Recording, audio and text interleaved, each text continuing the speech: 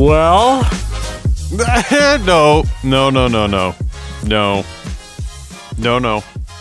No. Not. We had a discussion quite recently with a guest, and your octave should be much higher and much more much more positive. It is many things. Many things. One thing, it is another day that we're around. It is, yeah. But more importantly, it is approaching... I bought a Costco membership. Did you really? Yes, there's that. Oh, that's okay. I was going to say a bunch of things, but that's way bigger. Spring in my step, yeah. No, it's approaching the holiday season. It is... I don't hope you don't mind me spoiling state secrets, but it is approaching your birthday. And also, not only is it seemingly the new release season, but heck, it's the MCU Spider-Man new release season. So I mean, all these years we had this discussion previously with Emily, I think it was, where a lot of the times like the podcast is the time for you to exhale and go, you know what, here's something. No, this is not the episode to exhale. This is the episode to say, this is an inhale. Yes. Yes. Yeah. At some point, I gotta breathe out. No, it's all nothing but in. I want to start off by saying I don't think it's ever been more prudent for us to disclose the fact that we are about to talk about Spider-Man No Way Home in full spoiler fashion. Yes. Like, we've said that many times in the past about films we're reviewing. We've said, hey, you know what? We're not going to hold back. We're going to talk about all the dirty details. Not that dirty. And yeah, it's not like we weren't reviewing like Showgirls or something, but but every single time we've done that, it has mattered. It's like, hey, if you don't want this to be spoiled, then don't listen to this episode. But I don't think it's ever been more prudent than right now. Right. Maybe a little bit with Rise of Skywalker, a little bit, sure. Not quite to the same caliber. But but close. It's close. We didn't have it. We were, our podcast came out after things like Endgame. Yeah. Right. But had it not, like, had we reviewed Endgame, I think that I would be giving a similar, like, around the Tony Stark stuff and whatnot. It'd be a similar disclaimer. There'd be similar weight on that disclaimer. But but hey, if you have not seen Spider-Man No Way Home, and I'm going to go one step further. If you haven't seen Spider-Man No Way Home, but you've seen spoilers on the internet, because how can you not? You open YouTube right now, and there's it's just spoiler abundant. You can't help it. And you think to yourself, well, I'm not seeing the movie for another couple of days, but I'm pretty sure everything's already been spoiled for me. It hasn't. I'm telling you right now, it hasn't. And even though you think things have been spoiled for you, it's worth just trusting that this movie is still capable of surprising you. Sure. It's the Hobbit of movies. You think you can know everything there is to know about it, and then it can still surprise you. Yeah, it's got the hairiest feet of all the... I don't know if I was on board with this analogy entirely. No. Okay, so let's. There's so much. This is also probably very prudent for us not to beat around the bush here. Sure. Not to screw around, because the list of things to talk about is large. Sure. And time is of the, as you said, Christmas is coming, so we need to wrap it up before then. And I'm feeling confident. I think that can be done. But I don't want to push it. Let's not jinx it. So I've seen this movie twice now. You've seen it once. You saw it today. You are a dog. Less than 12 hours ago. And I feel a little bit, I feel a little bad. Sure. I have zero regrets seeing it for twice, sure. obviously. But I do, there was a little part of me that's like, because I saw it Thursday. I saw it so it came out on the 17th is the official release date. Right. I saw it on the 16th. Right. And the 17th. And as I was sitting down to watch it the first time I was like, I'm incredibly fortunate. Okay. The second time I sat down, I was like, am I an asshole? Like, why? Just because I was like, this is a sold out, packed arm to arm. So when you went, so here's the thing. Both of my showings were 100% full. Oh. Right? Because it was, in fact, my last showing. So the 50% capacity restriction that we have here in Ontario right now, at the time of recording for movie theaters, happened Sunday morning at 12:01. Right. My second viewing was Saturday it happened Saturday morning at 12:01. My second viewing was Friday night at 10:30. So we snuck in under the wire for the last 100% capacity viewing. Right. Yeah. And so, yeah, there's that. But I felt a little bad because I'm like, this is the second time I'm seeing it. And I know that there's people who are like, I just can't get my hands on a ticket. Like, maybe not so much up where you are, but definitely down here, tickets were a commodity. And so I felt a little bad. I felt a little bit like, am I the kid that's going up for seconds when someone hasn't gotten their first serving yet? Like what is happening? So I think if people are extrapolating moral lessons from the Movie Men podcast, they're maybe doing something wrong with their life. But I will say, I think you're taking the high road and definitely thinking about how an individual should think about things, about like, hey, there's only so much to go around at a premium time. Maybe I shouldn't have done this. Maybe I shouldn't have seen it twice. Maybe I should have. But, screw that. No. But here's the thing. You were texting me to coordinate a scheduling thing, and we had some flipping and flopping. And yeah, because like you said, my birthday's coming up. Yeah. And so naturally, the whole world is coming to an end. And one of the dates that we were thinking about, you said, "Oh, I can't do that," and I said, "Why not?" I was planning on doing it this date, and you're like, "I'm seeing Spider-Man 3," and I was like, "Enough! Like, I get it. Enough said." Oh, no! So that was our Grinch episode. Yeah, so and normally, you don't need to say anything more. It's Spider-Man 3. I get it. So same with this one. Like, yeah, sure, maybe morally you should have only seen it once and given other people a chance and seen it later. But also, it's Spider-Man 3, so all bets are off. Is my point.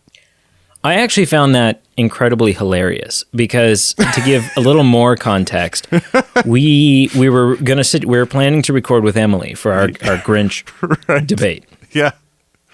And we always record the same night every week. Sure. within reason. Of course. And but for some reason your work, the hospital had put you on call for Thursday. And so, just to play your cards safe, you weaseled your way out of it. You swapped a shift with someone or whatever you did, right? Like you maneuvered. Sure. And then after doing that, after going through the trouble to make everything work, I was like, shit, guys, can we do it on a different night than normal?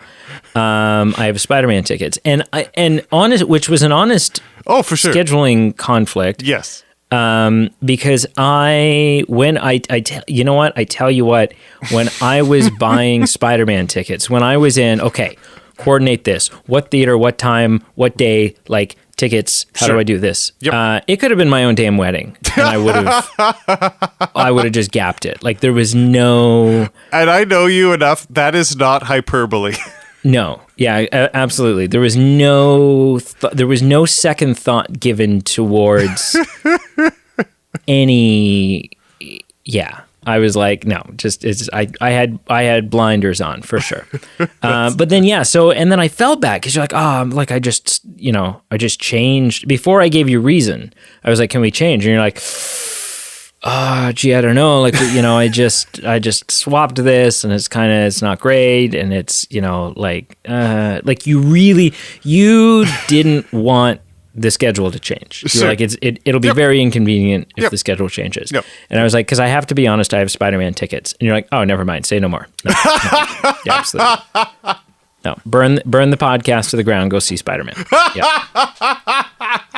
And so it was very funny to me. It was pretty much. I went like, LOL, JK. Yeah, because you and I don't see eye to eye on. We don't disagree, but we're not on the same level when it comes to the MCU. Yeah. Oh, for sure. But when it comes to the web slinger, we're both a little. The way Spider-Man gets you just as gooey as it gets me. And that's no, not gooey in a gross way, like warm and gooey. I know. Yeah. Right? Don't you love Spider-Man? Yes, Am I do. misreading the room? Accurate. That is very accurate. Okay. Yep. Okay. All right. So let's talk about this movie. I don't know what to say. It's so bad. No, I'm just kidding. Can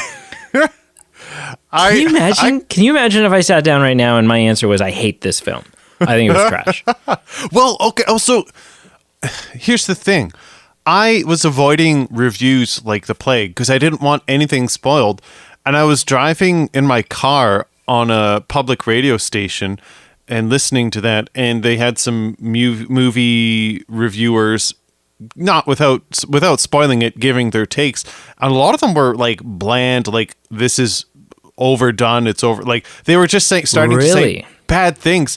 And I just shut it off because I didn't want to know what they were going to say. I didn't want anything ruined. And also I was just like, please just don't sway me one way or the other. Like I just want to know nothing. So all I know is that there are some people in the industry who don't like it, but don't know what they saw.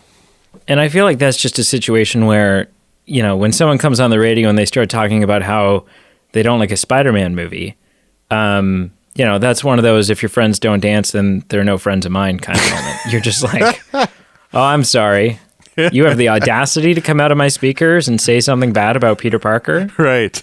To hell with you. And you just like shut the radio off. Yeah. Right. You're like, I ain't got no time for that. I want to say, can I hot take you? Of course. This is a movie. This movie, as amazingly and miraculous and wonderful and beautiful and just damn near perfect as it is, should not exist. This movie has no right existing, because this is not how you make movies. You don't make movies like this. When you sit down and you look at the practicality of, what makes sense from a story standpoint, and everything in this movie makes sense from a story standpoint, the narrative works, don't get me wrong. Mm-hmm. But when you're sitting down and you're planning thing and you're like, okay, where do we take Spider-Man? What do we do next? The obvious, easy, nerdy, fat, sweaty guy with the comic books in the corner of the room is going, let's get all three Spider-Man in the thing together, and then they'll do this and they'll do that, and right? And everyone shuts him down because, yeah, as wonderful as that would be, right? Literally the plot of this movie is what you would get if you took 5 fat sweaties off the internet. Just random, you went on Patreon, or not Patreon, not Pinterest, what's the Reddit? You went on Reddit and you just found these guys and you were like, write a Spider-Man movie. And these guys have no experience writing movies. They don't understand what you can and can't do in the movie. They just write the like fattest, sweatiest, like nerd, pizza pocket, Pillsbury, whatever thing of a Twinkie of a film. And you look at it and you go, that would make an amazing comic book, but they're never going to make a movie like that. Like right. That just, okay. It doesn't make, that's what this movie is. That is what this movie is. The other thing that this movie is another, if you don't like my fat sweaty thing, is this movie is 7-year-old Brady sitting on his bedroom floor with his Spider-Man action figures. And has a couple different Spider-Man action figures, and so he's playing with all three of them. You know, maybe they're all three are there. Who knows what's happened? Something, you know, maybe some kind of like Dr. Morbius has cloned everyone, or like who knows, whatever. But we're playing with more than one Spider-Man because there's more than one Spider-Man in the box. Yeah, and because we're 7 years old and we're a little extra and we have no concept of what's realistic and what's reasonable and what isn't, we're playing with every damn action figure we have from the villain category. We're like, yeah, sure. And Dr. Octopus is in there, and then all of a sudden Green Goblin comes in, and it's like, you know, and it's one of those, and you see stuff like that in the comics, and you're like, oh yeah, it's like, it's big and it's crazy and it works in the comics. But it's not something they've done in the movies because, you get like Spider-Man 3 and you like overcrowd it with villains and you're like, you know. But that's what this film is. This film is the afternoon play session of an imaginative 7-year-old boy with his action figures. And it's glorious. Can I just segue, because you referred back to the other Spider-Man 3, a quote, a friend of the show, Marshall, of what I heard him say. It's funny how a lot of people, their biggest complaints with Spider-Man 3, the 2007 version, was that there were too many villains, and this version said, hold my beer. Hold my beer. Hold my beer. Yep. I fully think this movie is a love letter from Kevin Feige to the fans. Okay. And when you open that letter up, there's one sentence written on the paper. What is it? Just so you know, nothing, and I mean nothing, is off the table. Seriously. Sure. There's nothing that we won't consider. Nothing is out of the realm of possibility. So, was anything spoiled for you about this movie going into it? Not particularly. Not that was not supposed to be spoiled. Just the premise that Peter wanted to be getting a bit of a fresh slate. Doctor Strange is involved, and then chaos ensues. And I mean, for me personally, I do wish I knew a little bit less about that. And that's just me personally. I don't think that's a mistake of the trailers or the creators. I just think personally, I think I was a little fatigued of that part, just because when we've been waiting for this movie for 20 years or however long the trailers have been out, it's really the only tangible thing that we've really had about this plot, and it's kind of a big fundamental point of it. So I think personally that was the only thing that I was aware of. Right. And I agree entirely, because I said to, I looked at Brienne, excuse me, just as the movie was starting, I looked at Brienne and I said, now, like, can you imagine or maybe it was when the movie ended. I think it was when the movie ended. I was like, can you imagine if you had sat down to start watching this movie and you were genuinely able to be like, holy shit, is that Alfred Molina as Doc Ock? Right? Is that Willem Dafoe? What the? Like, if all of that had been organic and just natural and just happened on its own, oh my God! Like, sure, yeah, but you got to market the movie somehow. I agree. You can't. You have to let because after a while, someone would be like, "Who is in this movie?" That's true. Yeah. Because Toby and Andrew didn't show up at the premiere, which is very interesting. They kept them from the premiere, to keep this secret alive. Oh. Or maybe they just came in a back entrance wearing like mustaches. No, someone would no. People have been all over this thing. Yeah. I had 4 things spoiled for me before I went. Oh no! What? Yeah. So I knew not to what extent, but I knew for a fact. Before sitting down to watch the movie, I knew Toby and Andrew were in it. Sure, and I think that had been confirmed for me. I think even to the lay viewer, maybe not the confirmation, but there was the hope or the thought that might happen. Yeah. Okay. I knew not when, not how, but I knew that at the hand of the Green Goblin that May was going to die. Oh, shoot.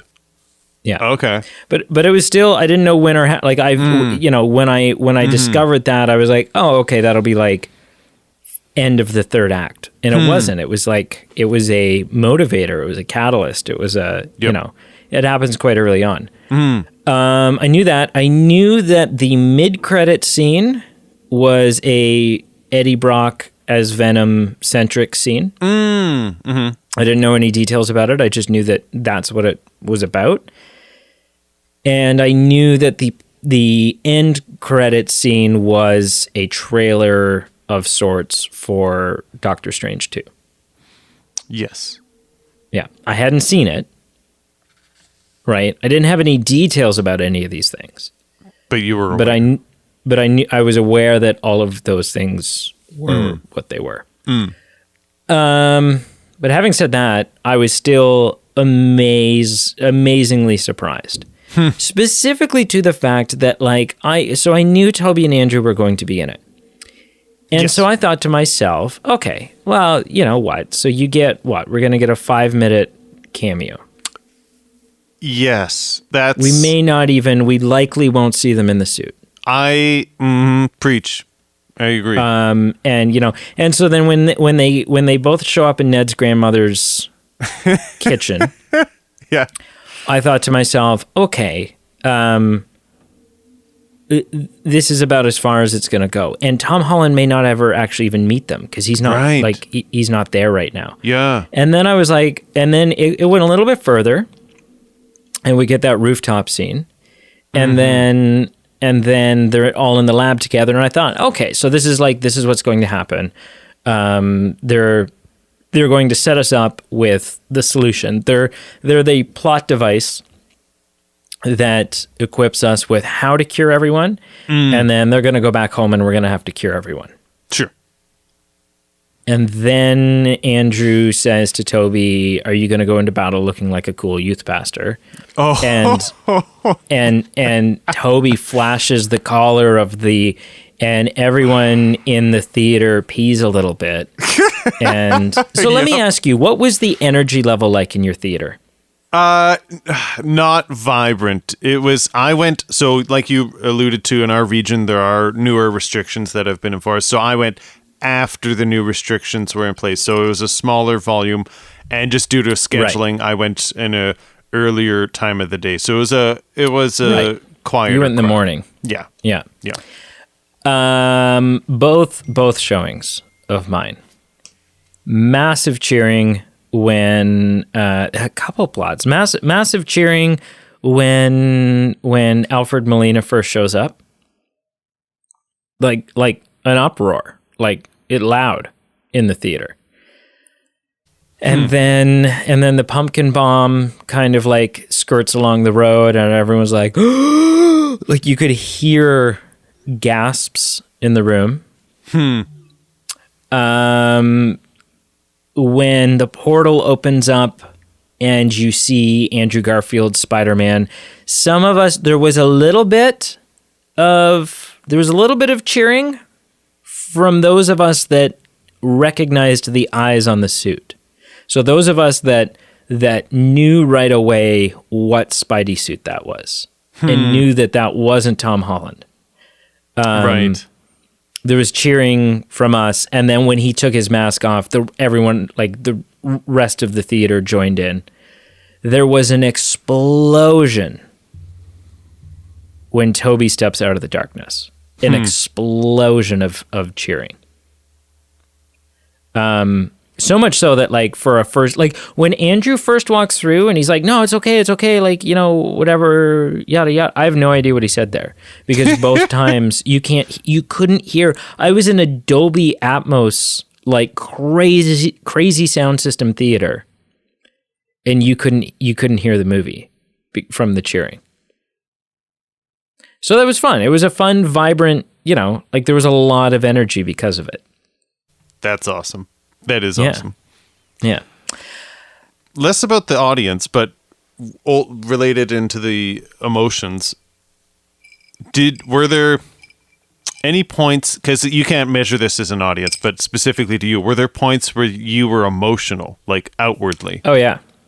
So I cried several times. Mm-hmm.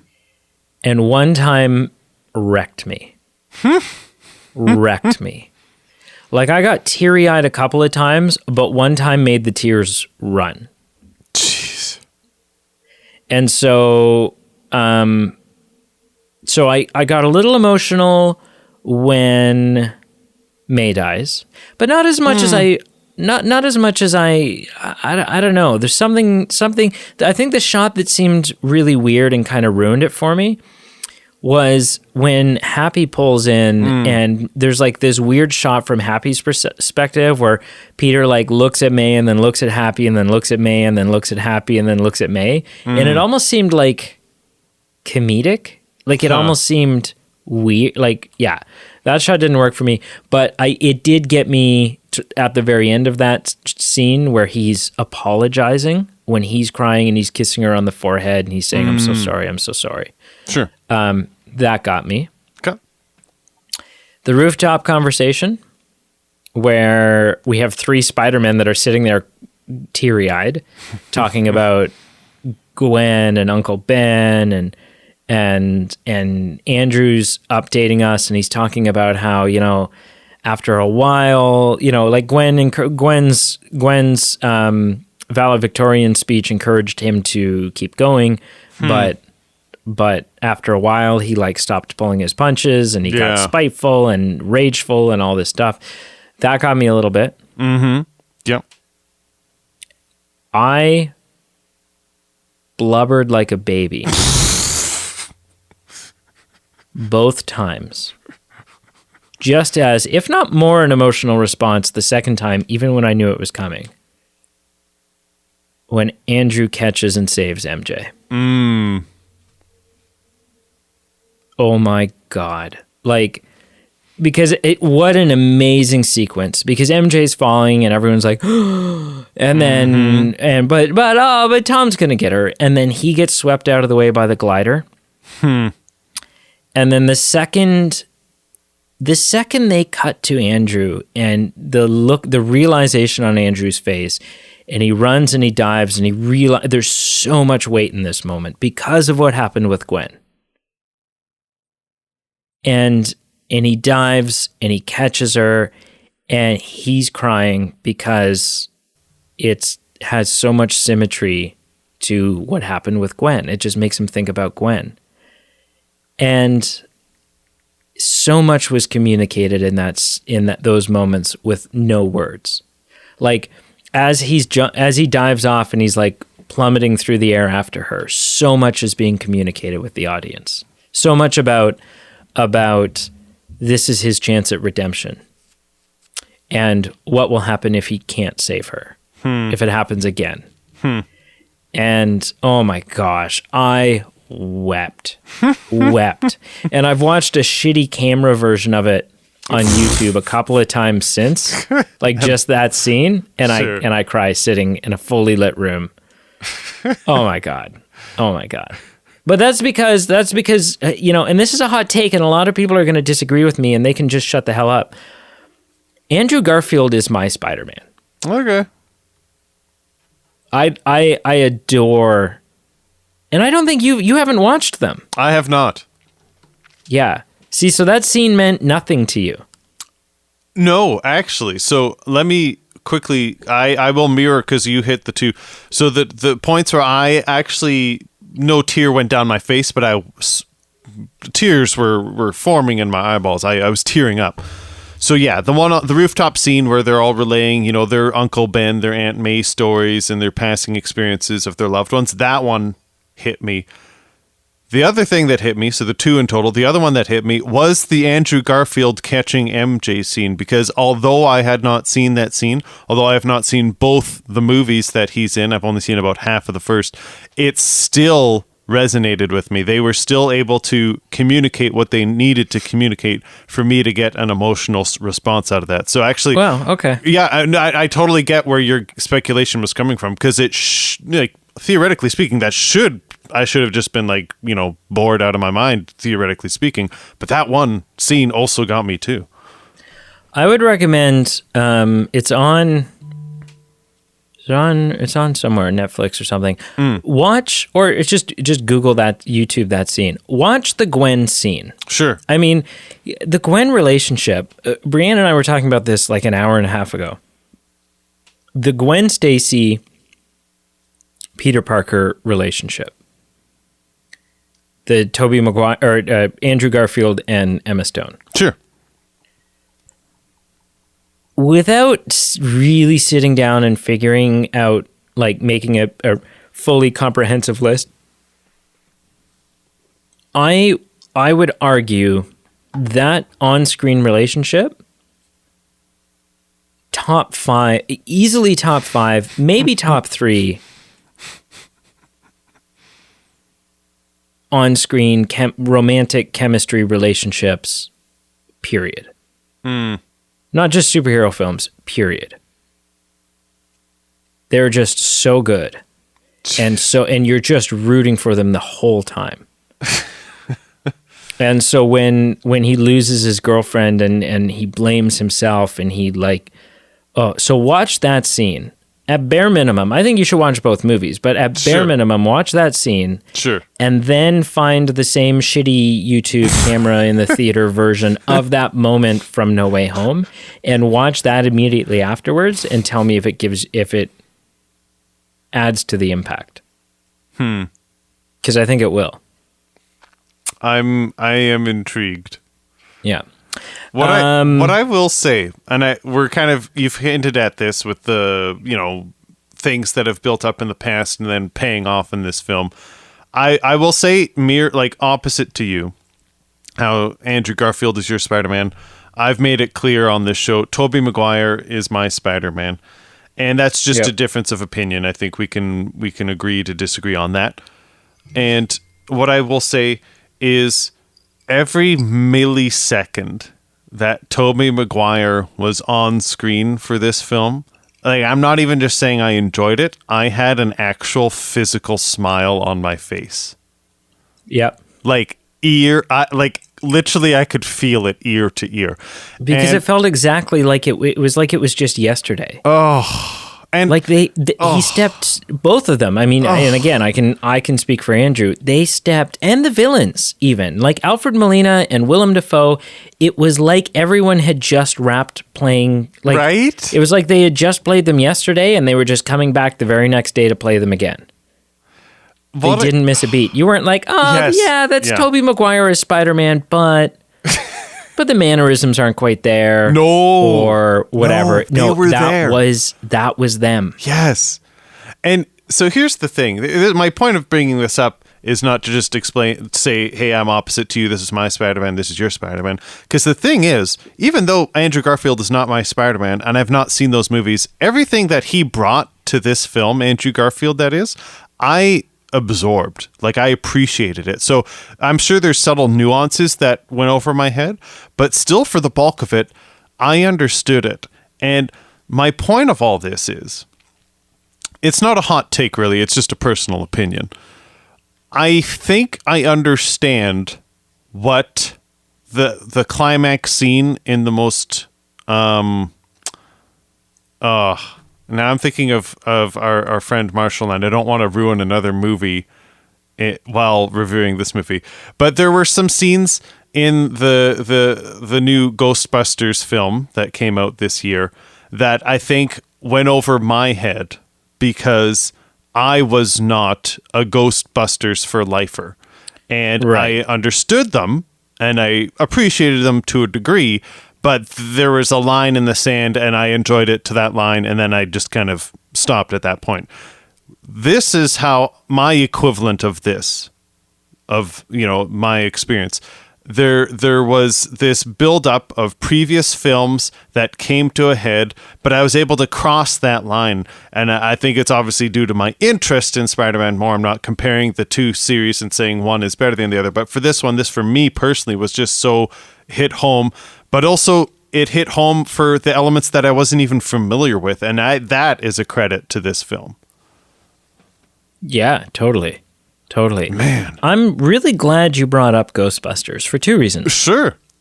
One, it means I didn't and can't be can't be blamed for bringing Ghostbusters up. Listen, if we're on the same thing, I'll bring up Hacksaw Ridge as well. But yeah. Well, Andrew Garfield, same actor. But I do have a comparison. Every time I see a movie that plays heavily on the nostalgia strings, and therefore has a big fan service element to it. So in Ghostbusters, it would be any of the moments that had the original cast. Sure. And there's probably there are other examples. I can't think of them right now. Damn it. Trying to think of another example. Either way, it doesn't really matter. Sure. But in this one, clearly it's Toby and Andrew. Is that nostalgia fan service moment? Of course. And the villains. Just all of the cast returning. And every time there's one of those movies, Ghostbusters included, and we talked about this in our Ghostbusters review, I always walk away from it with a healthy, reasonable understanding that, yes, you know what, I didn't get as much of that fan service as I would have liked, but I understand why, because, you have to use it sparingly, and there's, it's not their movie, and there's a different story, there's a new story that's being told here, and they're just kind of there as like a nice nod or a nice cameo, but not as... Right. Not as, yeah. I did not feel that at all walking out of this movie. I walked out of this movie and I was like, you have sustained me. you have given me everything I need, everything I wanted. You've given me a lot more than I wanted. A lot more than I could have imagined. and because this is a movie for the fans. Oh yeah. For sure. Hands down. And it was so refreshing because there's moments in this movie. I love the moment where Willem Dafoe is talking about, everyone's like, talking about what they can contribute and how they can help out and stuff. And Willem Dafoe says to Tom Holland Peter, I'm something of a scientist myself. Oh.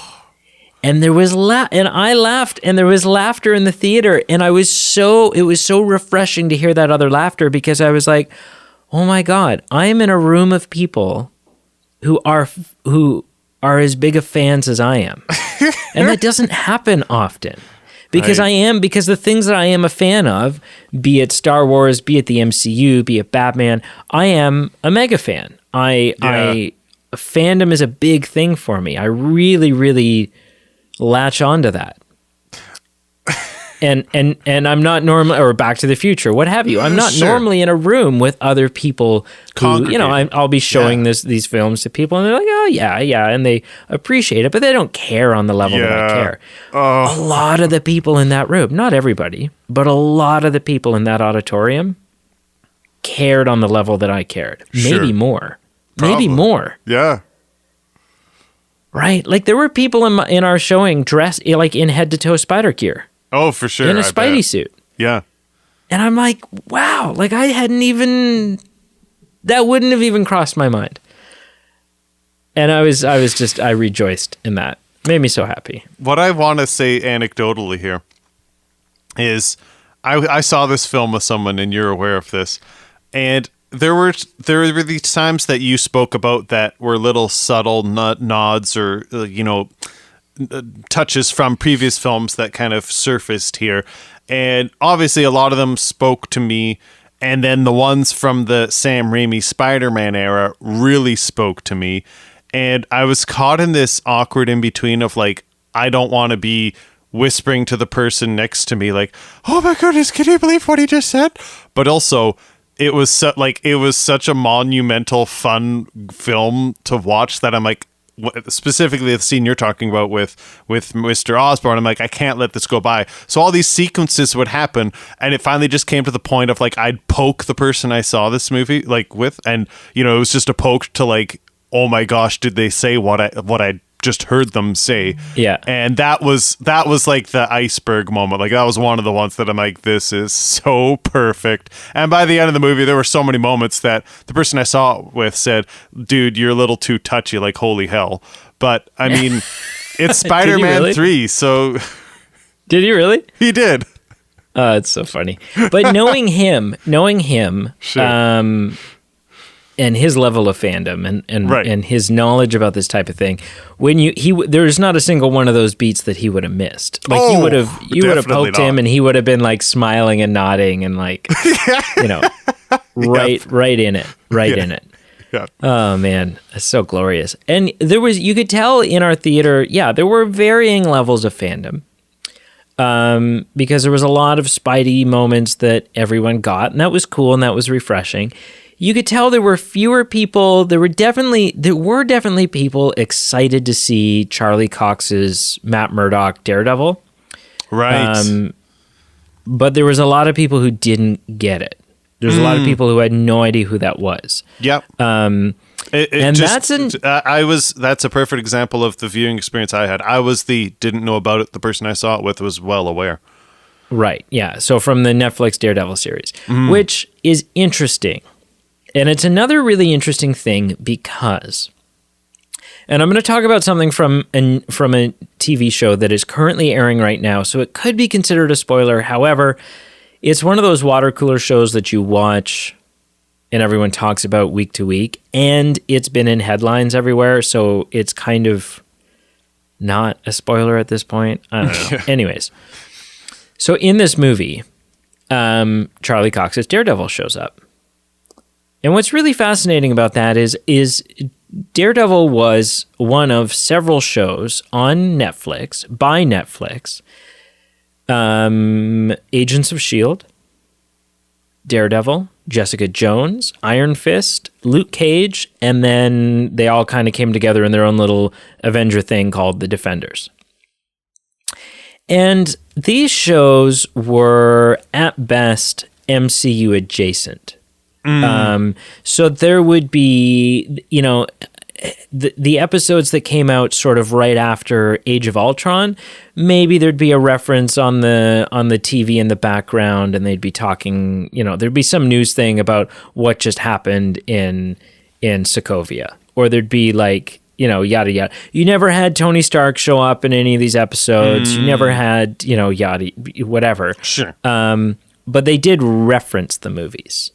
And so it felt like it was supposed to be sort of a soft version of what the Disney Plus shows are now. Sure. But then a bunch of those shows got canceled. Stuff kind of fizzled out. Daredevil was an excellent show, but a lot of stuff fizzled and got canceled.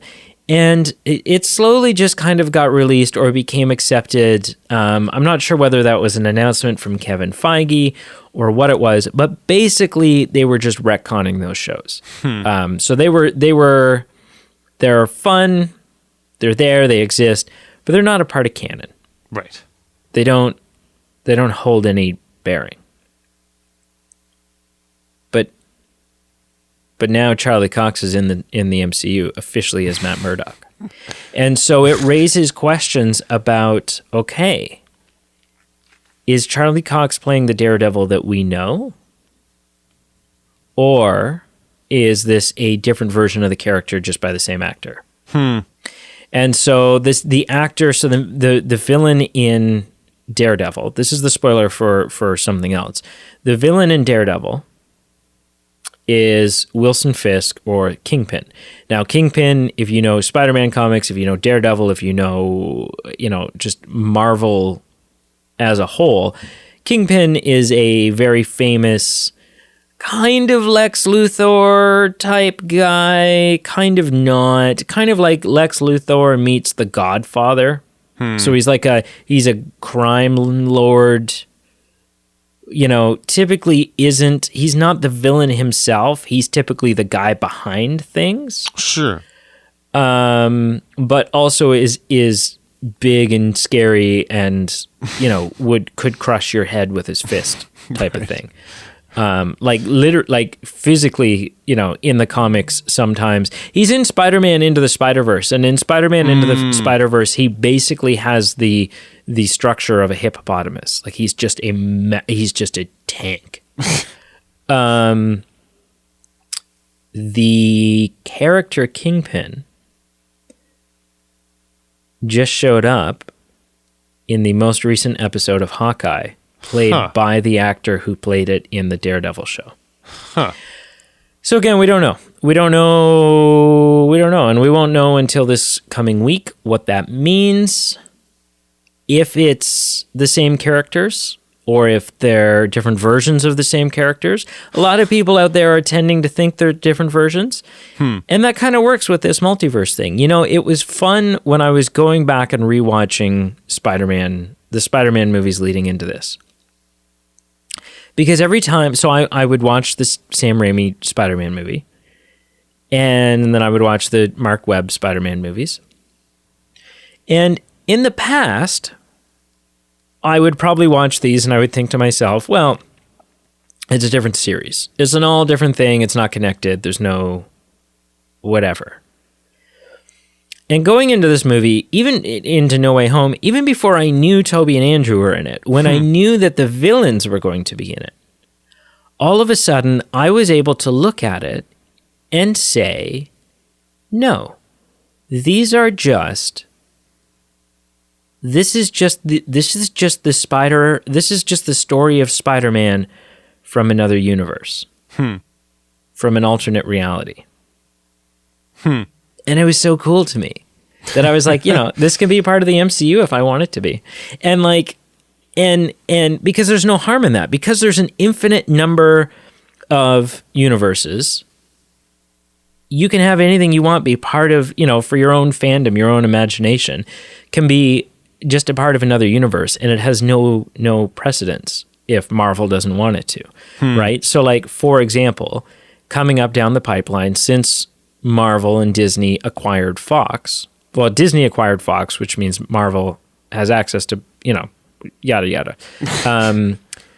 The MCU, Marvel, has not only regained the rights to the Fantastic Four, they've regained the rights to the X-Men. Now, when the X-Men get introduced to the MCU, and make no mistake, they will, you will see Wolverine in the MCU. He won't be played by Hugh Jackman. Oh, no. It'll be an all new cast. All new cast. But there's no harm. There's no harm the next time you sit down to watch the 2000 movie X-Men to think to yourself, these are just the X-Men from another universe. This is just how it went down on a different Earth. Sure. And that's so fun to me. It's so fun. And it's just one of those, much like having those people come into this movie, having the villains and Toby and Andrew come into this movie. The Charlie Cox thing, the Daredevil thing, it's Kevin Feige just saying, everything that you think is too bold or too crazy for us to do, we'll do it. We will do it. There's nothing that we are above. And that's so exciting. It opens such a realm of possibility. It really does open up some doors. So much. What about that fan service moment when all three Spider-Men agree to work together? Or like, did they figure out how to work together? And then it's literally just like 30 seconds of three Spider-Men whipping through the air. So good. Oh my gosh. I mean, you literally said, how about that fan service moment? And I said, which one? Like, there were 2.5 hours of it. Oh, yeah. But that was superb. I was so excited. A moment I really love in this movie, and Brienne tapped my arm because I've been talking about it for weeks. She tapped my arm, and she was so excited that I guessed something accurately. Oh, yes. And almost word for word. Yep. In spots. And I'd been talking about it on the podcast, and I talked about it just in day-to-day for a couple of weeks. But I said going into this movie, I was like, if Toby and Andrew are in this, I need there to be a moment where Tom Holland and Toby and Andrew Garfield address the fact that Tobey Maguire has organic web. Yes. And they need to have like a, that's just coming out of you kind of moment. And they did. And not only did they do that, and I was so happy that they did, because yeah, you can't leave that unaddressed. But they bring it up a second time. Like, they talk about it twice, and they bring it up a second time when they're at the new and improved Statue of Liberty. And yeah, there's just like, does it just come out of your wrists, or does it come out of anywhere else? Like, it's just so, oh, it's so good. And then everything was a reference, though, because he's like, yeah, I have had a web block. Yes. This existential crisis that I had. My existential crisis. And then when it was possibly the funniest moment in the movie, when Andrew Garfield is cracking Tobey Maguire's back. Yeah. Is a throwback to Spider-Man 2. Yes. When his webs kept quitting on him, and he like fell 50 feet several times. 50 feet, vehicles. Try 50 stories. And he had this like, oh, my back moment. So he has like a sustained back injury. Ugh.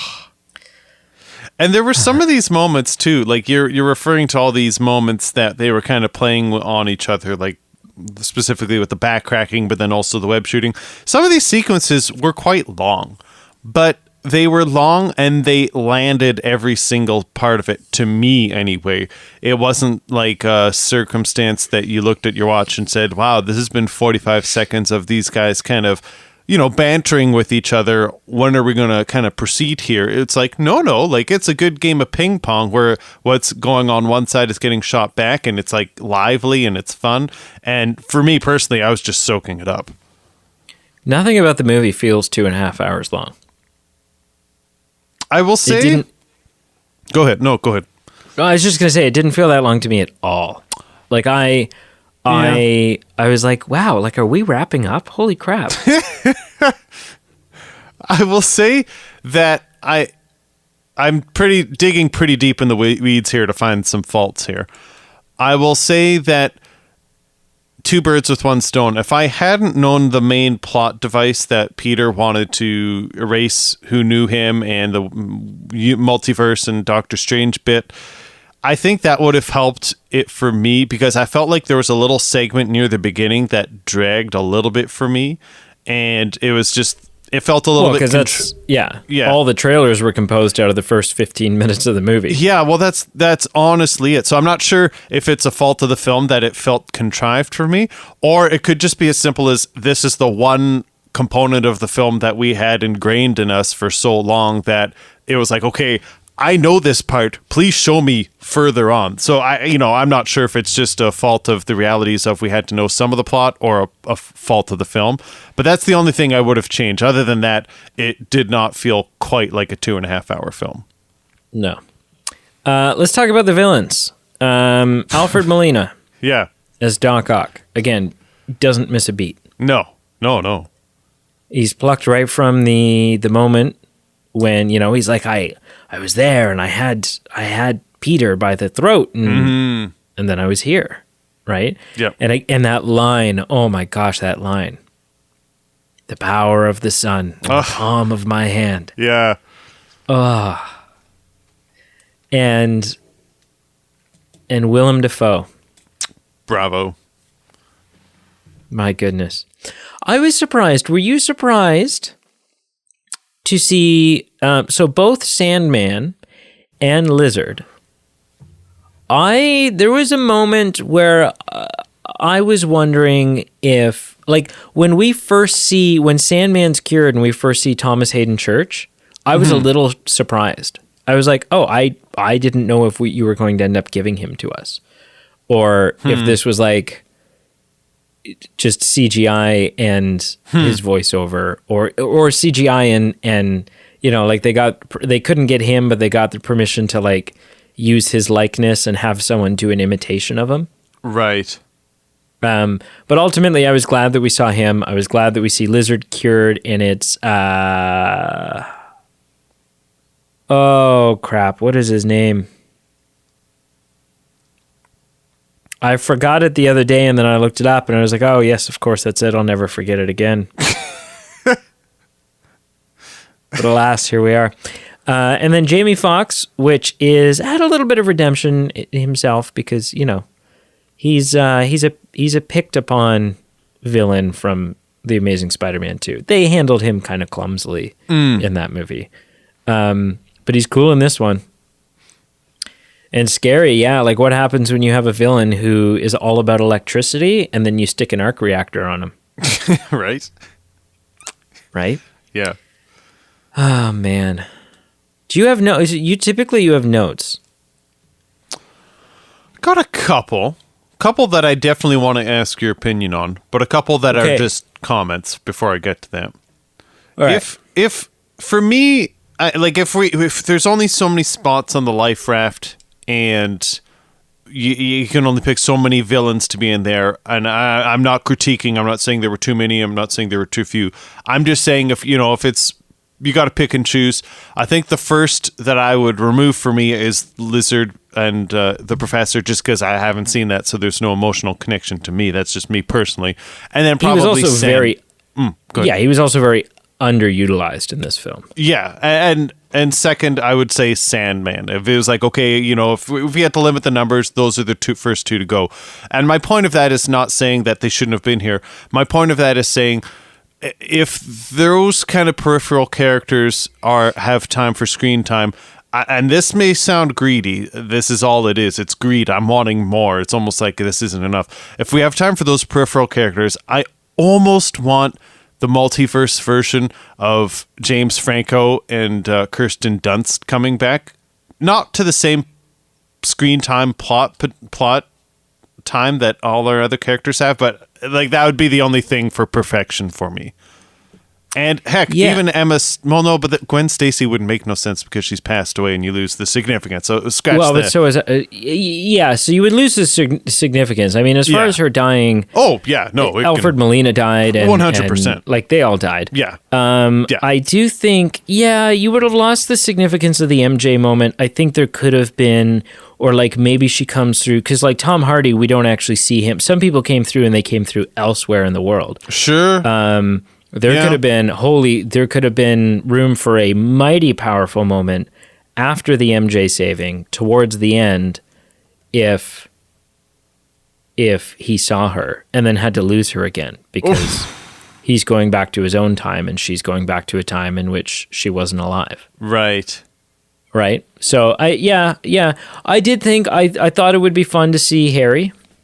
Yeah. And then likewise, there's a Harry Osborn in The Amazing Spider-Man. Oh, okay. And he becomes Green Goblin. And so that Green Goblin didn't show up. Sure. And so, I mean, definitely that stuff. I kind of wanted, if I were to bring someone through, in addition, I have always disliked, so I think part of the reason why May's death didn't hit for me is I've never liked this version of Aunt May. Okay. It just hasn't felt like Aunt May. Sure. She's too young. She's too, like, the interactions when, like, Tony's kind of hitting on her, that's fun. but outside of that, she doesn't feel like Aunt May. Sure. And so much so that, like, put this into perspective. So, like, do you know who played Uncle Ben and Aunt May in the Amazing Spider-Man movies? No, but I'm Googling it. Oh, yes. Yes. It's Sally Field and Martin Short. Yeah. Or Martin Sheen. Yes. Not Martin Short. That's whole different. Martin Sheen. And people have speculated, because one of the rumors was, what if we see Uncle Ben in No Way Home? Oh. Like Tom Holland's Uncle Ben. Yes. And there was speculation that there was rumors. And I don't know where this rumor started or how it started, but there was a rumor that Uncle Ben was going to be played by Matthew McConaughey. And it sounds ridiculous. Oh. But he'd be the right age. And when you realize that Matthew McConaughey would be the right age to play Uncle Ben, maybe even a little too old, you're like, yeah, okay, something about this age dynamic.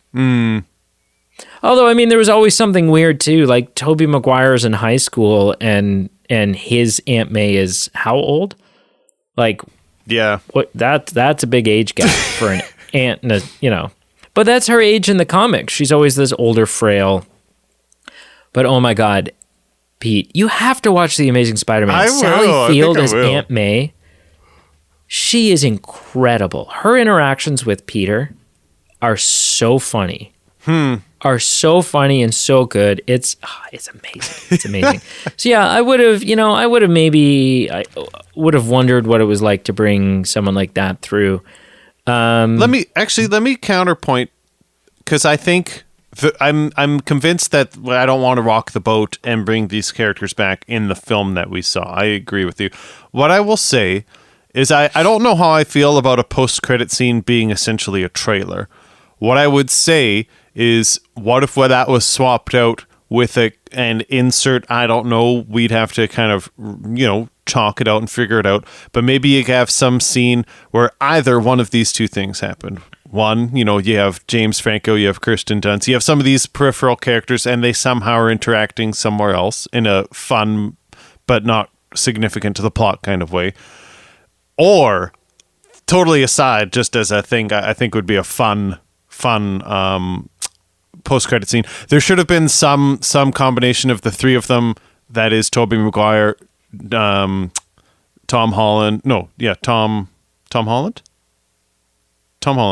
and Andrew Garfield eating shawarma, and Tobey Maguire says, "Guys, never go emo. Just let me tell you, it's not worth it." That's good. If you're going to bring people from the Sam Raimi Spider-Verse in, sure. I think you start with Mr. Dickovich. I think there's just a moment where Peter's about to go do something.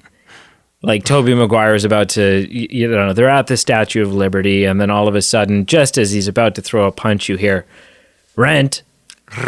Well, Rent. Okay. Hold the phone. I thought that Tom Holland's Spider-Man was living in the exact apartment from Spider-Man 2, and it wasn't. It's not. But I there was like a millisecond where it was like, dumpy apartment. Yeah, I wondered. Landlord saying, don't miss the rent first of the month it's due. Yeah. It wasn't meant to be. No, but but I think it's a testament to the not Amazing Spider-Man. Oh, there's too many Spider-Man movies we're talking about. It's a testament to Spider-Man 2 because it is a very Spider-Man apartment. From the comics, for sure, from the video games, from whatever. It's got the feel. Sure. So yeah, that's fun. That's so fun. I don't know. I kind of wondered too. I was like, if you're gonna bring all these people in, it'd be really great. Bruce Campbell should show up somewhere in this movie. Yeah. As kind of like a things are bleeding over type thing. Something before any of this ever happened. People were talking about this forever ago. Before there was mention of this movie, it might have been back in like the Homecoming days or something. Back when we were like, well, who is, there was no idea of bringing previous Spider-Man universes into this. Yeah. And someone made a really interesting point. They're like, Marissa Tomei plays Aunt May. And she's, what, I don't know, in her 40s? Sure. Maybe 50. Late 40s? Maybe 50. It wouldn't have been, and I'm glad they didn't, because then this movie wouldn't have been possible. It would have been such a fun thing, though, and it wouldn't have been out of the question. If Marissa Tomei is your Aunt May, it would not have been out of the question to have Tobey Maguire be your Uncle Ben. And that would have been something so special. Yeah.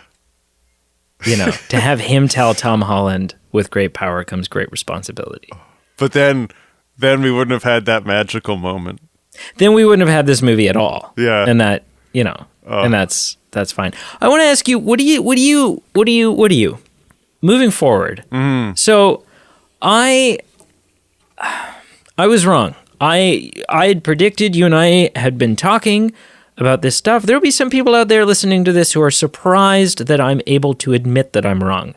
Ever. But I'm doing it. Listen up, Mom. They did not use this film to exit Tom Holland from the MCU. Correct. Which is, yeah. But something still, I don't know. So hear me out and try to patch this together, because sure. I'm going to throw some facts your way, and then I want your appraisal of the situation.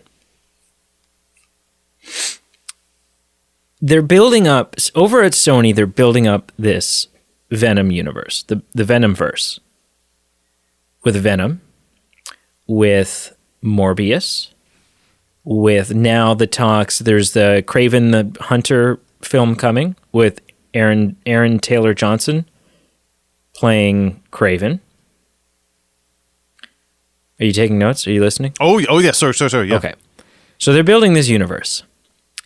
And there's some bleed through. We don't know yet. So it seems like maybe some, I don't know, maybe when Doctor Strange closed this spell. So, because things, it's seemingly at the end of this film, everything worked out okay. But when we see from the Doctor Strange Multiverse of Madness trailer, oh, no, it didn't. There's ramifications. Like, we're still kind of botched here. The multiverse is still an issue. But Frank Toombs, who is played by Michael Keaton in Homecoming, the Vulture, he's in the Morbius trailers as Frank Toombs. Oh, right. An MCU character over in the Venomverse trailers. Tom Hardy, at the end of his Venom Let There Be Carnage movie, in the post-credit scene, he gets sucked into the MCU. In the mid-credit scene of this film, we see the ramifications of that. We see he's sitting at a bar somewhere, and he's learning about who the Avengers are. He gets in a fight with Venom, and he leaves. He gets sucked, but like the timeline catches up with him, and everyone goes back home, and we see him go home. But a piece of the symbiote stays. Obviously hinting that thing's going to attach itself to Peter at some point. So I just don't know. I have zero predictions, and we have this Peter who's so poised to leave. MJ doesn't know who he is. Ned doesn't know who he is. There's no Aunt May. There's no Uncle Ben. None of the Avengers. Nobody knows Peter Parker even exists. We don't know that Peter Parker is the name on his lease for his apartment. Yeah, that's true. But he's there, and he's got this really slick metallic blue new Spidey suit. Really slick looking new suit. That he's flipping through over Rockefeller's Plaza at the end of this movie. And I don't know. I don't know where they're going next. I'm excited by the notion that he's still in the MCU. Sure. Tom Holland, everyone, Amy Pascal, who's the head cheese over there at Sony, and Kevin Feige, who's the head cheese over here at Marvel, has been talking about how this film is the end of the Homecoming trilogy. It is the culmination of those films. There's been talks that someone somewhere isn't done making Spider-Man movies with Tom Holland, so maybe there's another trilogy coming. A lot of the assumption was, okay, that's going to happen over at Sony because Sony's going to take him back now because the contract is up, and if they've made such a valuable property out of Tom Holland's Spider-Man now, why wouldn't Sony want to just take it back and use it for themselves? But he seems like he's staying. But they also seem like there's kind of like with Michael Keaton showing up over there and a piece of the Venom symbiote staying here, like it seems like they're really blurring those lines a bunch still. And I was kind of ready for him to go over just because there's been a couple of things in this universe. I'm like, okay, yeah, Michelle Jones Watson. But where's MJ? Where is Mary Jane Watson? We need a Mary Jane Watson. And so I just kind of thought like, but I don't know how you would do that, because even if he was like, okay, now I got stuck in another universe and I'm going to now go out with this universe's version of MJ, that's a little weird. That's a little like, that's a little weird. So anyways, all of this information, everything I've thrown at you, where is this going? Where would you guess? If you had to say, this is what I think they're going to do with Spider-Man, this is what I think they're setting up, this is what I want to see next, this is what I'm curious about, what does that look like? I'm fine with either way that it goes, and I honestly, my guess is as good as anyone's. I would be content if this is literally it for the Tom Holland adventure. I don't want it to be the end, but I'd be okay if this, like, if you got to go out, this is one heck of a way to do it. And to think that, like, we had a podcast episode within the last couple of years when there was that whole dispute that we weren't even sure if we were getting this film. So for me, this is like, I'm playing with house money. The fact that this was a film that I saw today, whatever happens is my point.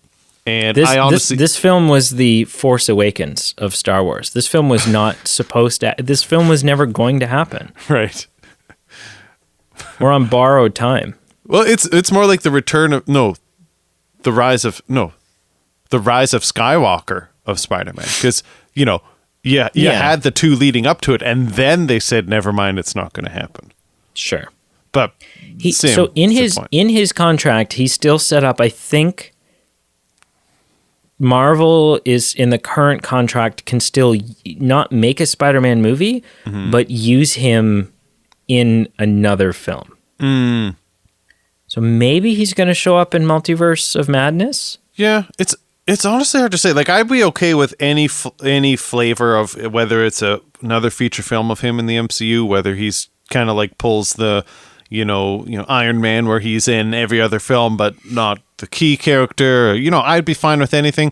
I'd be fine if it all stopped. Like, I am so content with what happened. We'll see. I think he'll be back, though. If I was a betting man, I think he'll be back. Yeah. You know what this film did that that Spider-Man 3 and The Amazing Spider-Man 2 weren't able to do? What? Give Toby and Andrew a send-off. Yes. Give them closure. Because there was going to be a Spider-Man 4. Ugh. There was going to be an Amazing Spider-Man 3. Right? When they made those films, when each of those last films in that series were made, that was never supposed to be their send-off. It was never supposed to be the end. So they both feel like they just kind of end abruptly. Like there's stuff to come. It's going places, especially The Amazing Spider-Man. Like, you'll watch The Amazing Spider-Man 2 and you'll be like, wait, what? Where was this going? What? Right. Show me what happens next. Sure. Kind of like the Zack Snyder Justice League. When it ended and you're like, oh, clearly he was setting up something massive that is now not going to happen. So yeah. So this just kind of gave it a nice, clean, rounded. The one. Here's a criticism. Sorry, before you say the criticism, a clean, rounded ending that I am no longer crying over the spilt milk of Spider-Man 4 not occurring. I've always wanted it, and I still would take it, but I no longer am as sad about it because I think it wouldn't have been as emotionally impactful as what we saw. Well, but apparently it never did happen because this is my criticism. My criticism is there's a scene. There was a scene sitting on top of the Statue of Liberty that could have taken advantage of our imaginations, and it could have like made us wonder and speculate and fantasize. But instead, it was just used as a plot device to bring Thanos into the conversation. It's when they're sitting there and he's like, so what kind of villains have you guys faced? Right. And Toby's like, well, I fought a black alien once. And Andrew's like, I fought a guy in a rhino suit. Okay, Andrew. But that was 7 years ago. Hold the phone, Toby. It's been 15 years. Right. Yeah. I see what you're saying. Tell me about someone else. You don't have to, you could just be like, oh, yeah, I fought this guy named Vulture. And it'd be like, oh, okay, so Toby ended up having, his universe ended up having a Vulture. Yeah. And Tom Holland could be like, no way, like, like I fought a Vulture. Right? Or just stuff like that. Or Mysterio. Right. And Tom Holland would be like, oh God, don't even get me started. Don't even. I don't ever want to hear the name Mysterio ever again. Yeah. Right? And so like it just felt that moment fell flat for me. But that's fair. Did you have more questions? Other things written? Yeah, I think before we go into scoring it, there are two questions that I want to ask you. Okay. The one is, I think, brief. The second is maybe hard to answer. Okay. But the first is how do you feel about Peter not pursuing those that he cared about to try and rekindle? And I understand what we saw was the more emotionally significant, like this is how you end a film to make us, more emotionally impacted. But also part of me wonders if that was a little bit conflicting with just, not being the lone wolf, but also like just embracing his relationships. And, in any of the universes, Peter Parker is partly, who he interacts with and who he loves. And although, it can bring them danger, he's a stronger, better person for it. So part of me felt a little bit left down, and I think we all do. But first question is, how do you feel about that? The second question, the bigger picture question, the question that I drove out of the parking lot going, someone has to prove to me otherwise. Is this the best MCU film, or at least in the top 3? Interesting.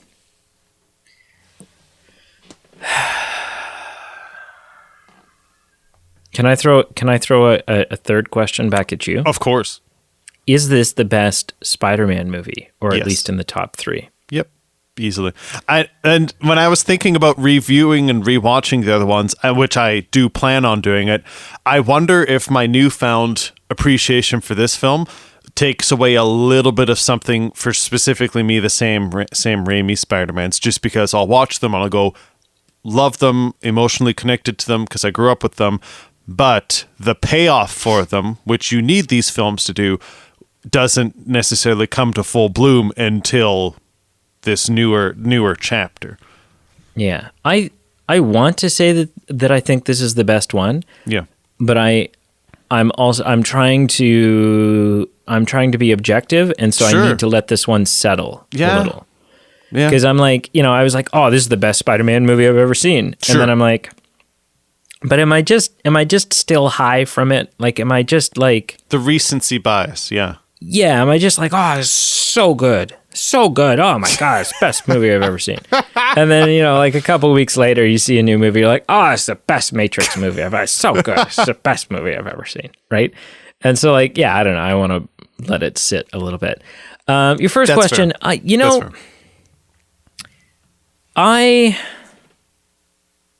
It's definitely, you're right. It's the most emotional, impactful. There's 3 ways they could have had it play out. 1, the way they did, which I think is the most emotional, impactful, whatever. 2, there's, for some reason, the power of love conquers magic, and she, a couple of seconds after seeing him, the spell wears off, and she knows it's him, because it's meant to be. Yep. And I think that would have been the most satisfying ending. Yeah. Because you're like, okay, I and everything's good, and the end. Right. Nothing's different. You don't need any explanation. Everything's good in the end. No. You can even leave Ned out of it. Ned be like, what? Who is this guy? Screw Ned. Screw off. Screw Ned. Or there's the one where he does what he says he was going to do, and he just starts from ground zero. And that ends, and it's probably the least satisfying ending because you're like, well, then how does this go? Like, show me more. Does she accept this? Does she not accept it? Like, what does that look like? I'll tell you what I would have done if I were him. I wouldn't have done, I think what he did is noble, but I wouldn't have done what he did. And maybe that's weakness, but I would have, I don't think I would have, I'm too selfish. I would want MJ back. Especially this she's such a sweetheart. Like, she's an amazing character, and like, she's okay, hands down. Listen. Brienne and I just rewatched all the Spider-Man movies. Sure. And having done that, between Zendaya and Tom Holland, Emma Stone and Andrew Garfield, Kirsten Dunst and Tobey Maguire. Okay. The Kirsten Dunst, Tobey Maguire is by far our least favorite romance. We're like, no. No. Okay. No. Okay. I'm so excited to hear what you think of Gwen Stacy. And yeah. It's tough too, because like, as I love Tobey Maguire and Kirsten Dunst, I also have an appreciation for Emma Stone and Andrew Garfield. So I feel like it's destined to succeed to at least some degree. Right. Yeah. So what do I think of it? I mean, I think it's a good ending. I think it is the ending that opens the door to the most possibility moving forward. It unchains him from any, like, they've given him a blank slate. They can do anything with him now. Because he doesn't have any of those ties. So, is it what I would have done if I were Spider-Man? No. Of course. But this is because I somehow convinced Zendaya to go out with me in the first place. And so I'm going to try to do it again. How do I feel about it? I was fine with it. I was sad. It was a sad ending. Another moment that made me emotional in the movie is when he's saying goodbye to them. Oh, but I also don't understand, you're going to forget me. But don't worry, I'm going to stand right here and then explain it to you. Why am I going to find you? Right. I'm going to go away now, and then you'll forget me, and then I'll come find you? I don't know. Like, what could leaving do? Right. In that moment? I don't know. The second question. So, I mean, we have to look at what are the contenders? Sure. You've got things like your first Avengers. The Winter Soldier. Civil War. Thor Ragnarok. Infinity War, Endgame. I know you haven't seen it yet, but Shang-Chi. Right, yeah, I've heard good things. I would put on that list. Yeah. I'm going to say top 3, yes. Sure. Definitely top 3. Yep. And I'm not ready to rule it out as number 1. Sure. But again, I want to let the dust settle. That's logical. Yeah. If it's not number 1, I think it's number 2. Sure. And we're not talking my favorite MCU movie. We're talking the best MCU movie. Sure. And if it's second, it's second only to Endgame. What are your thoughts? You raised some interesting points. I think the only one that's ringing a bell is Thor Ragnarok. And yep, that's fair. I'd have to watch Endgame again. As blasphemous as this sounds, and it's not blasphemous. It's just more. It relays my MCU commitment level. I've seen Endgame once. I need to see it again to see if it does hold up as far as being top 3, which I'm sure it's at least top 5. But when I go through the titles, I agree it's too soon for me to say Spider-Man 3 is the best of the MCU films, but I think it has a good chance of being in the number 1, and I can safely say it's top 3. Sweet. Yeah. What are your thoughts on the him not telling them thing? To me, like, and also like you promised. You just effing promised. I think it's ultimately what happens is going to change how we feel about it, because if this is it, then we're going to be a little bit disappointed personally.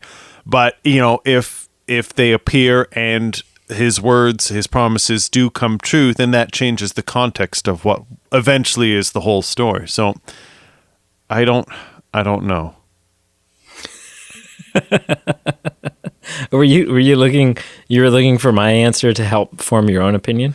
You're like, I don't know what to think. What do you think? Tell me what to think. I honestly, I think I'm not even wanting the artistic high road. I really did just want him to follow through. He had written his game plan. Do it. I mean, you're a richer person with the relationships that you mean so much to you, and even just with Happy. Like, I wanted him to, as a human being, to say, we have a shared interest in this human being that has passed away, and there's more connections that I want to make with you. And then when he walked away, I was a little bit sad that that's not what he's going to do. Yeah, and I was a little confused by that moment, because it was like, how did you know her? I knew her through Spider-Man. Right. Well, how did May know Spider-Man? Right. If, didn't know Peter Parker. Didn't know Peter Parker. Yeah. But again, you have to chalk it up to magic, right? I mean, yeah. I guess. I don't know. And so everyone's just been working with Spider-Man, all this, because everyone still remembers Spider-Man. Yes. All of the Avengers will remember Spider-Man. They just don't remember Peter Parker. And so they've all gone this long working with Spider-Man, and he's never taken his mask off? Sure. I don't know. That felt like it, anyways. Yeah. Do you have anything else, sir? Really quickly, 2 things. The soundtrack for me from beginning to end was an absolute banger. Both from like the actual, like what would be deemed like the official soundtrack of like the orchestral stuff, and then like pop culture songs that were mixed throughout, and then the moments when the scores from the Sam Raimi and the Mark Webb one are intertwined. Oh my gosh! Now that's an example of something that went over my head. For me, it was specifically the Sam Raimi soundtrack riffs, because I wouldn't have recognized the other ones. But exactly right. And listen, I'm going to use this as a bit of a plug for Lost. The soundtrack was by Michael Giacchino, which, although we can't agree on Lost, his resume for film soundtracks, this is a poster boy for it, but he has some very good credentials as far as soundtracks that he's done. And this was just another example. Anytime you have an MCU movie that has bits of music in it that were written by Danny Elfman. Yeah, here you go. I mean, come on. But my last point, and this is just very summary heavy, I personally was so refreshed that we had this rich plot point of not just trapping villains and returning them. And I think that's where a little bit dragged on for me at the beginning, because I had a bit of dread. I'm like, oh no, what is this 2.5 hours going to be about? And quite quickly, it turned into, no, Peter, don't worry. There is significance to why this is happening. And especially when all the stuff goes wrong and, Aunt May dies, the theme of this isn't for nothing keeps stemming up.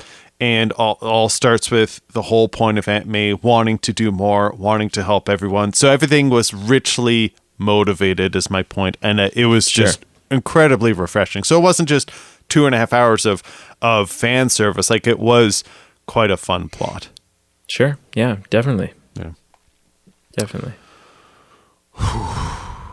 Is it time? I think so. On a scale of 0 to 10, sir, Oh my God. Where do you rank Spider-Man No Effing Way Home? Because the whole time, I feel like it shouldn't be called Spider-Man No Way Home. It should be called Spider-Man No Effing Way. I mean, because every time something happens on the screen, you're like, no effing way. You asked if I had any more notes. Literally my first note that I wrote after the film finished was, holy effing shit. Yeah, exactly. Like, wow. Exactly. I sent a message to the guy you saw it with, and I was like, so what'd you think of the movie? Or should I call it Marvel's love letter to the fans saying, hey, by the way, nothing is off the table. Right. Oh. So I have 2 rating scales. My personal one, what worth is it to put effort into? Quite clearly, this is the definition of go to the theater to see the movie. It's worth it. It's worth it to the effort level to pay the money. That's my point. But also the experience was amazing. I'm trying to think the last movie experience that was this anticipated for me and paid off. And I'm drawing a lot of blanks. The Revenant was big for me because I'm a big Leo fan, and it eventually led to an Oscar. But it wasn't the payoff. Like, it was 3 hours of misery. Artistic. Yeah. And maybe Inception was the last time, just because there was so much hype and it's a Leo film. And at the time, it was such a big deal. I'm trying to think of other comps, but for me, not like Force Awakens.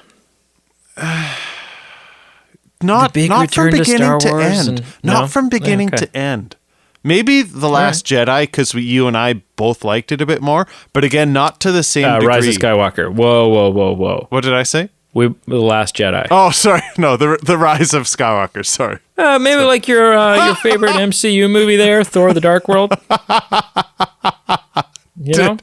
What a Freudian slip that I said The Last Jedi. Like, good Lord. Gosh.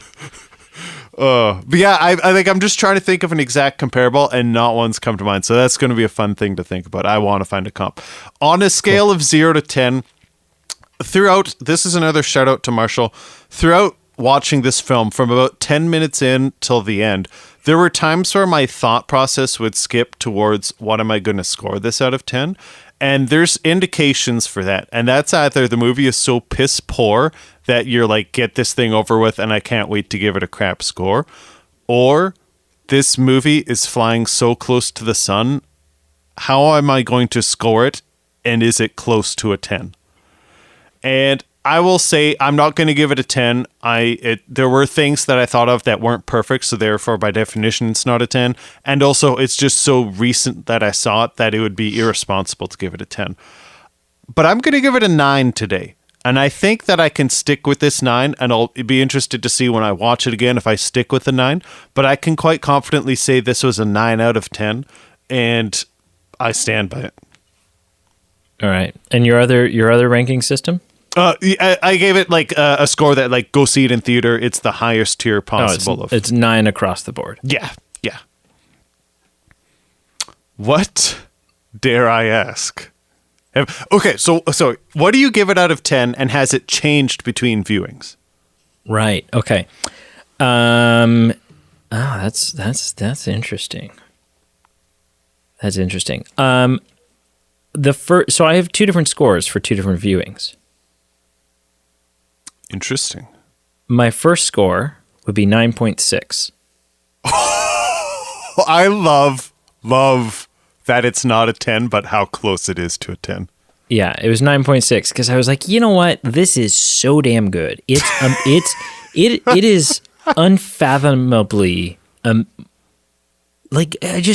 don't know how to put into words what I experienced. It seems like a fan film. It doesn't seem real. And you know how when you see a movie in the theater and it's it's projection, so it's a little bit darker, and the image itself isn't super bright and vibrant all the time. Sure. And it's certainly not 4K. So I'm I can't wait to get this thing on my TV in 4K and be yep, there he is. There's Toby, there's Andrew.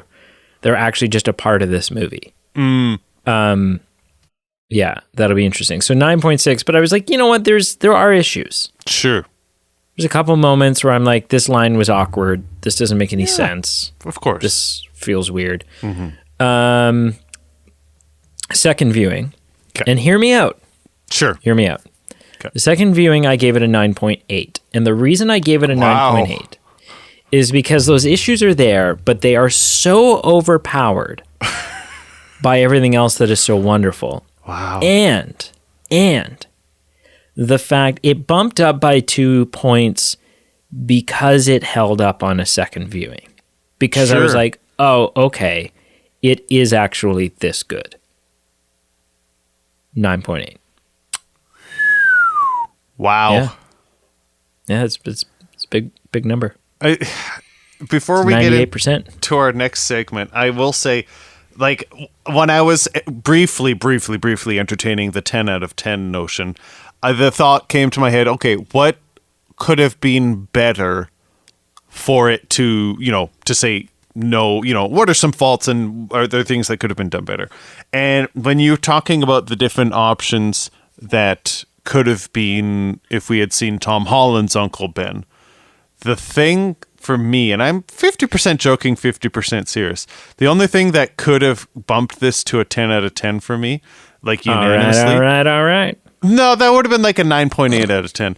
If Leonardo DiCaprio was Uncle Ben, oh my God. If you had a film with Leonardo DiCaprio and Tobey Maguire, oh my God, 10 right now. Oh. Are they not in any movies together? Well, they are. The Great Gatsby, which coincidentally, I give a 10 out of 10. Right. So that is the formula, ladies and gentlemen.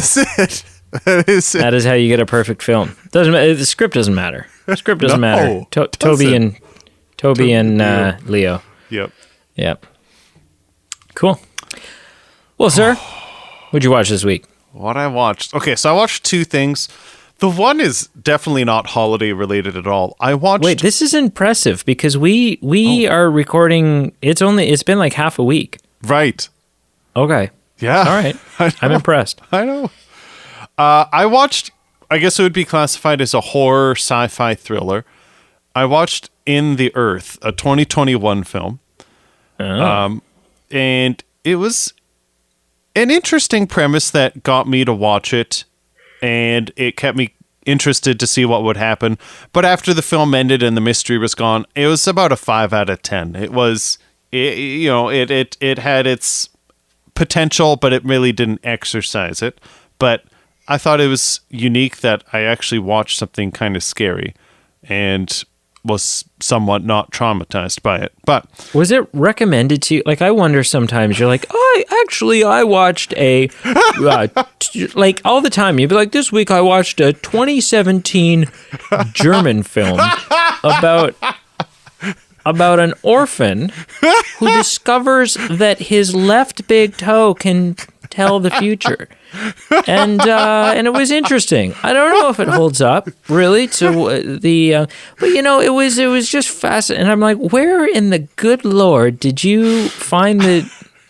You were like, is it because I know Netflix. Right. Netflix has that button where you're like, screw it, just I'm feeling lucky.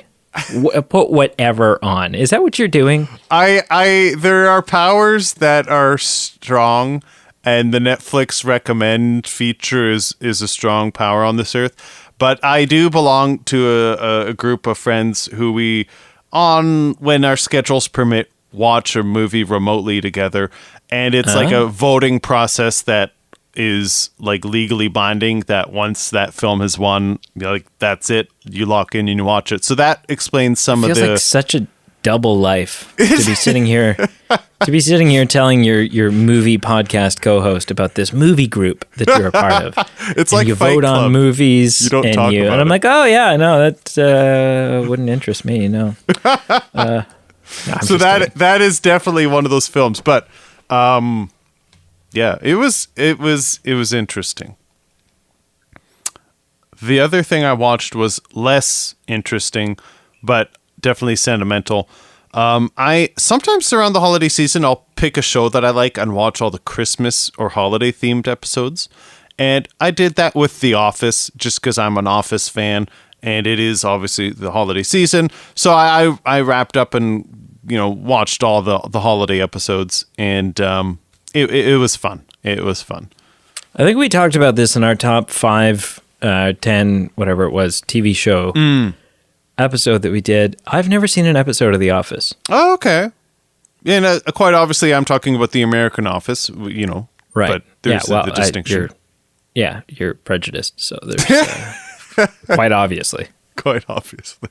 Quite obviously. Mm-hmm. Cool. What did you watch this week? Other than Spider-Man 3 like 14 times. 14 times. I believeth that I only had time. Well, I watched Amazing Spider-Man 2. Oh, yeah. Okay. Just as the final, okay, shit, boys, let's do this, you know. And I did, and it was good. And I actually finished it an hour before sitting down to watch No Way Home. So like it was, and it was impactful. Sure. There were the Andrew saving MJ moment was much more impactful because of the proximity with which I had watched a different scene, to say the least. So I watched that, and then the only other thing I watched was last night we watched The Matrix Reloaded. Oh. Now listen, I have seen... So a couple interesting things. I've seen the first Matrix several times because I'm a good, decent human being. The second 2 Matrix films, I'm sure I've only seen once, maybe twice, because, well, who has the time for that? Because they're not, okay, I don't think they're as bad as the hype suggests they are. At least the Matrix Reloaded isn't. I have to, time will tell when I watch Matrix Revolutions. Yep. But they're not amazing. They're not as special as that first one. Correct. Yep. And what's so interesting, so the original Matrix movie came out, I don't know the month, but it was 1999. Oh, okay. Yep. Matrix Reloaded came out in February of 2003. Right. Yes. Matrix 3, Matrix Revolutions or Revelations, whatever. Yep. Came out in November of 2003. Came out the same year. I do remember this. Like 8 months later. Mm-hmm. So they must have been shot like simultaneously, back to back. You would think. Then, you know. Yeah. But so I found that interesting. I also found it interesting, me and Devin Norman. I was 11 years old when this movie came out. Sure. And myself and Devin Norman marched our asses down to the local Paramount movie theater. Sure. And we got in. It's like an hard R on that film. And we got in. We were 11 years old. 11. Yeah. So I don't know what that was about.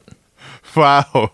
They just let that be a lesson, kids. They do not give a shit at the Paramount Theater. They were like, oh yeah, what's on the docket this week? Well, it appears to be a 3.5-hour loop of the drawing scene from Titanic. Oh, damn. Here come a group of children. Make sure you open the door for them because their weak little scrawny arms can't open the theater doors. Hello, boys and girls. Would you like some popcorn? Enjoy your nudity. But their money still spends the same. It's still money. It's still, yeah. A ticket is a ticket, right? Gosh. That's funny. Gosh. Matrix Reloaded is a confusing movie. You know, you watch The Matrix and you think, this is complex. The Matrix Reloaded just blows that wide open. With this actually being the sixth iteration of the Matrix. Sure. And the Oracle is a program and the Chosen One is a lie. And it's his job to go to the machine mainframe, the source, and select the survivors. And Zion has actually been destroyed like 5 times already. And it's there's the whole conversation where Neo's standing there talking to the architect in that room of TV screens. Yeah. That is some complicated shit. There's even on the 4th viewing or however many times an individual has seen it, the individual goes, so what? Yeah. Sorry? I'm sure that when they recorded that scene, they had no idea what they were talking about. Yep. That is what the script says. This is my monologue. Yep. I don't know. I don't know. But that's all I watched. That's done. Impressive. It's done. No Way Home is in our rearview mirror. I'm not even, that's not quite true. I'm circling the calendar till like when the home release is available to watch at home, and I'm well, no, yeah, for sure. But I mean the hype, the build up, the anticipation. I'm still living it. The mystery. Sure. Okay. Yeah. I'll stop the saying big surprises. No to everything you say. Yeah. Did you never take an improv class, you jackass? No, you that's say not yes and. No, that's not it. Nope. Wrong. No. Yep. Hi, my name's Tom. Nah, I don't think it is. No, you don't look like a Tom to me. Yeah, exactly. But there's so much more to come, man. So much more. Secrets of Dumbledore. Mm-hmm. Matrix Resurrections. Yep. Resurrections. Something with R. I can't wait. It's a new. We are dawning. This is the last episode of this year. It is. Yep. And 2020 is going to be a whole nother new year. The Jurassic Park. Yeah. And Fantastic Beasts and Top Gun Mavericks. Oh, and oh my, and Batman's and oh, it's gonna be great. So I want to say, before Pete wraps this up, I want to say thank you so much for spending 2021 with us. It was a shit show of a year. It was not the year that we reached the end of 2020 and we're like, thank effing God that 2021 is here.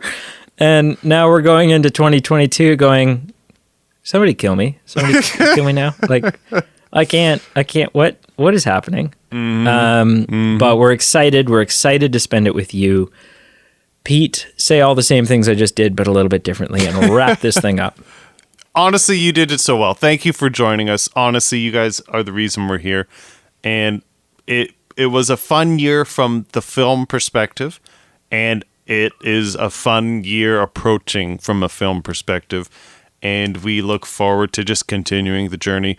Thank you so much for liking, follow, subscribing, for joining our Patreon. If you're on the fence for joining our Patreon, come on, join us. Thank you to our top tier Patreon supporters, Daphne, Brenna, Andrew, Marshall. We really appreciate it. And just thank you so much for listening.